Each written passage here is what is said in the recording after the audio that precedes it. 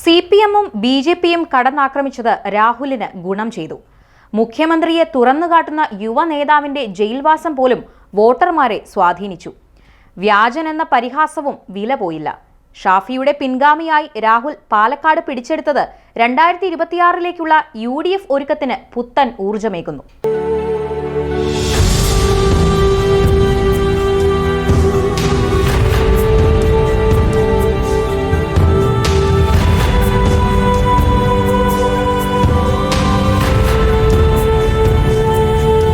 പാലക്കാട് മത്സരിക്കാൻ പത്തനംതിട്ടക്കാരനായ രാഹുൽ മാങ്കൂട്ടത്തിൽ വന്നതിനെ ചൊല്ലിയുള്ള തർക്കമായിരുന്നു പി സരിനെ ഇടത് സ്വതന്ത്ര സ്ഥാനാർത്ഥിയാക്കുന്നതിൽ എത്തിച്ചത്.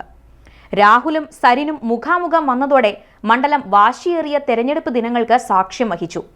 സിപിഎമ്മും ബിജെപിയും രാഹുൽ മാങ്കൂട്ടത്തിലിനെ ഒരുപോലെ ആക്രമിച്ചത് കോൺഗ്രസിന്റെ യുവ തീപ്പൊരി നേതാവിന് വിജയസാധ്യത ഏറെയാണെന്ന് ബോധ്യപ്പെട്ടതിനെ തുടർന്നായിരുന്നു.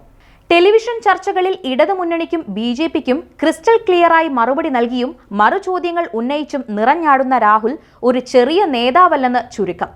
കോൺഗ്രസിലെ മുതിർന്ന നേതാക്കൾക്കിടയിൽ പോലും രാഹുൽ ഒരു ഭാവി വാഗ്ദാനമായി വിലയിരുത്തപ്പെട്ടു. യൂത്ത് കോൺഗ്രസിൽ ഷാഫി പറമ്പിലിന് കീഴിൽ പ്രവർത്തിച്ച രാഹുൽ പാലക്കാട് മത്സരിക്കാനെത്തുന്നത് ഷാഫിയുടെ പിൻഗാമി എന്ന ലേബലോടെയായിരുന്നു. ജനങ്ങൾക്കിടയിലേക്ക് ഷാഫി പറമ്പിൽ ഇഴുകിച്ചേരുന്നത് കണ്ടുപഠിച്ച രാഹുൽ വളരെ പെട്ടെന്ന് തന്നെ പാലക്കാട്ടുകാർക്കിടയിൽ ഒരാളായി മാറി. പാലക്കാട്ടേക്ക് രാഹുലിനെ നിയോഗിച്ചതു മുതൽ വലിയ തോതിലുള്ള ആക്രമണമാണ് ഉണ്ടായത്.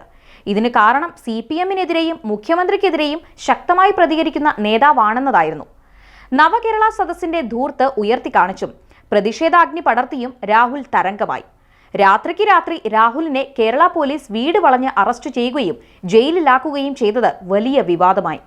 ഇത് രാഹുലിന്റെ പൊളിറ്റിക്കൽ കരിയറിന് ഏറെ ഗുണം ചെയ്തുവെന്ന് വേണം കരുതാൻ. ജയിലിൽ കിടക്കുന്നത് മാത്രമല്ല ത്യാഗമെന്നും പാർട്ടി രാഹുലിനെ സ്ഥാനാർത്ഥിയാക്കിയ തീരുമാനം തെറ്റിയെങ്കിൽ തിരുത്തണമെന്നും സരിൻ പറഞ്ഞതുപോലും ആ ജയിൽവാസ കാലത്തെക്കുറിച്ചായിരുന്നു. എന്നാൽ രാഹുലിനെ കേരള ജനതയുടെ ഹൃദയം കീഴടക്കിയ സമരനായകനായി പ്രതിപക്ഷ നേതാവ് VD സതീശൻ ഉയർത്തിക്കാണിച്ചു. പൊരുതുന്ന യുവത്വത്തിന്റെ പ്രതീകമായ രാഹുൽ കോൺഗ്രസിന്റെ അഭിമാനമാണെന്ന് KPCC പ്രസിഡന്റ് K സുധാകരൻ പറഞ്ഞതും സരിനെ മുറിവേൽപ്പിച്ചു. പത്തനംതിട്ട കത്തോലിക്കേറ്റ് കോളേജിൽ 2006 പഠിക്കുമ്പോഴാണ് KSUവിലൂടെ രാഹുൽ രാഷ്ട്രീയ ജീവിതം ആരംഭിക്കുന്നത്.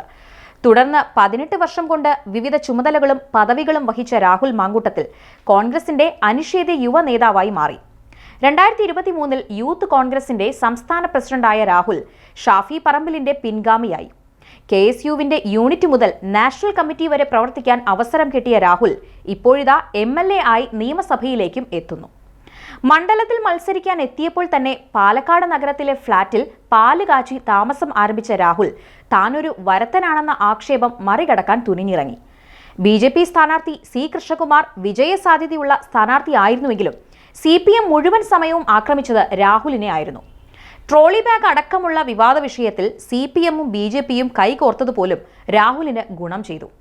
ഏറ്റവും ഒടുവിൽ തെരഞ്ഞെടുപ്പ് തലേദിവസം സുന്നി മാനേജ്മെന്റ് പത്രങ്ങളായ സുപ്രഭാതത്തിലും സിറാജിലും LDF നൽകിയ പരസ്യവും UDFന് അനുകൂലമായി മാറിയെന്നാണ് ഫലം സൂചിപ്പിക്കുന്നത്.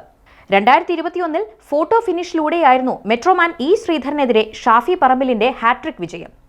വോട്ടെണ്ണലിന്റെ 9ാം റൗണ്ടിൽ പോലും കഴിഞ്ഞ തവണ ഷാഫിക്കെതിരെ 9046 വോട്ടിന്റെ ലീഡ് ഉയർത്താൻ E ശ്രീധരന് കഴിഞ്ഞിരുന്നു. നഗരസഭാ പരിധിയിൽ നിന്ന് ഗ്രാമസഭാ പരിധിയിലേക്ക് എത്തിയതോടെയാണ് ശ്രീധരന്റെ ലീഡ് കുത്തനെ താഴ്ന്നതും 3859 ലീഡിൽ ഷാഫി ത്രില്ലർ ജയം സ്വന്തമാക്കുകയും ചെയ്തത്. ഇത്തവണ രാഹുൽ മാങ്കൂട്ടത്തിലിനെതിരെ നഗരസഭാ പരിധിയിൽ നേരിയ ലീഡിൽ മുന്നേറിയതൊഴിച്ചാൽ കൃഷ്ണകുമാറിന് വലിയ ചലനം സൃഷ്ടിക്കാൻ കഴിഞ്ഞില്ല. പിരായിരി പഞ്ചായത്തിൽ വോട്ടെണ്ണിയപ്പോൾ രാഹുലിന്റെ ലീഡ് 5000 കടന്നു. പിന്നീട് ഒരിക്കലും രാഹുൽ പിറകിൽ പോയില്ലെന്ന് മാത്രമല്ല, ഷാഫി നേടിയ ലീഡിനേക്കാൾ വലിയ ലീഡിൽ ജയം ഉറപ്പിക്കുകയും ചെയ്തു. 4.21% വോട്ട് ഉയർത്തി രാഹുൽ മാങ്കൂട്ടത്തിൽ 58,389 വോട്ടുകൾ നേടിയപ്പോൾ കൃഷ്ണകുമാറിന് 6.71% കുറഞ്ഞ് 39,549 18,840 വോട്ടിന്റെ ഭൂരിപക്ഷത്തിന് രാഹുൽ നേടിയ തകർപ്പൻ ജയം കോൺഗ്രസിന് നൽകുന്ന ആവേശം ചെറുതല്ല. അസംതൃപ്തരായ RSSുകാർ BJP സംസ്ഥാന നേതൃത്വത്തിന് കൊടുത്ത 8ന്റെ പണിയായിട്ടും CPMുകാർ CPM നേതൃത്വത്തിന് നൽകിയ തിരിച്ചടിയായിട്ടുമൊക്കെ രാഹുലിന്റെ വിജയത്തെ വിലയിരുത്തുന്നുണ്ട്. വിവാദങ്ങളാൽ നിറഞ്ഞുനിന്ന ഉപതെരഞ്ഞെടുപ്പിൽ ത്രികോണ പോരാട്ടത്തിന്റെ പ്രതീതി ഉണർത്തിയ മാധ്യമങ്ങളുടെ കണക്കുകൂട്ടലുകൾ പോലും തെറ്റിച്ചാണ് രാഹുൽ ഇത്രയും വലിയൊരു ഭൂരിപക്ഷത്തിന് ജയിച്ചത്.